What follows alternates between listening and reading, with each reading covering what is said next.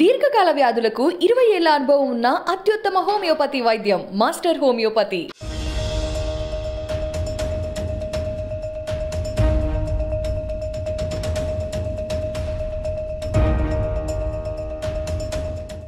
పార్టీలో బలోపేతంపై BJP high command special focus. అధ్యక్ష బాధ్యతలు ఓ నేత నుంచి మరో నాయకుడికి బదిలీ. నేతలతో వర్గ విభేదాలతో బీజేపీ అధిష్టానానికి తలనొప్పి.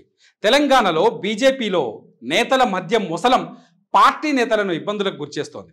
తెలంగాణలో బీజేపీని అధికారంలోకి తీసుకురావాలని హైకమాండ్ భావిస్తుండగా స్థానిక నేతల్లో సఖ్యత లేకపోవడం తలనొప్పిగా మారిందనే చర్చ నడుస్తోంది.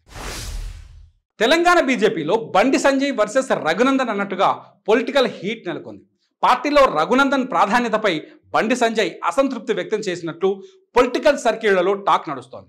పార్టీని, ప్రధాని మోదీని, అమిత్ షాలను విమర్శించిన వ్యక్తికి ఎంత ప్రాధాన్యత ఎందుకంటూ బండి ఫైర్ అయ్యారని తెలుస్తోంది. అదే విషయంపై పార్టీ పెద్దల దగ్గర బండి ఆవేదన వ్యక్తం చేసినట్లు సమాచారం. కోర్ కమిటీ సమావేశం ముగియక ముందే బండి సంజయ్ వెళ్ళిపోయినట్టు తెలుస్తోంది. బీజేపీ మీటింగ్లోనూ ఆయన ఫిర్యాదులు చేసినట్టు సమాచారం. బీజేపీ రాష్ట్ర అధ్యక్షుడిగా కిషన్ రెడ్డి బాధ్యతలు చేపట్టిన కార్యక్రమంలో బండి సంజయ్ వ్యాఖ్యలు తీవ్ర దుమారాన్ని రేపాయి. ఈ కార్యక్రమంలో పార్టీలోని అసంతృప్త నేతలపై బండి మండిపడ్డారు. ఢిల్లీ వెళ్లి ఫిర్యాదులు చేయడం ఆపాలన్న సంజయ్ కనీసం కిషన్ రెడ్డినైనా స్వేచ్ఛగా పనిచేసుకోనివ్వండి అంటూ కీలక వ్యాఖ్యలు చేశారు.